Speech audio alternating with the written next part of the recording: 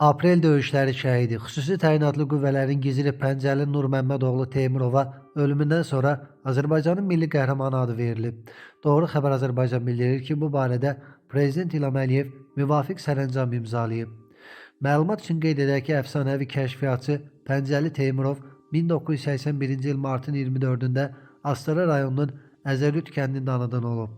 3 aprel 2016-cı ildə aprel döyüşlərində şəhid olan hərbiçi igidliyə görə, vətən uğrunda, hərbi xidmətdə fərqlənməyə görə, qüsursuz xidmətə görə 2-ci və 3-cü dərəcəli medalları ilə təltif olunub.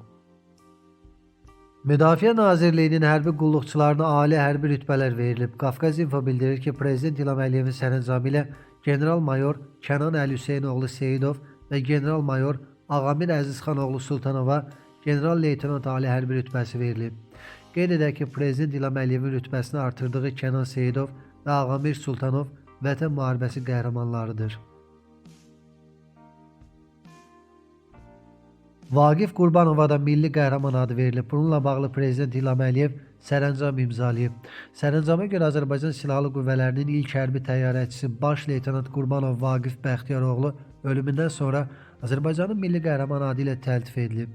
Qeyd edək ki, Vaqif Qurbanov 1992-ci ildə şəhid olub.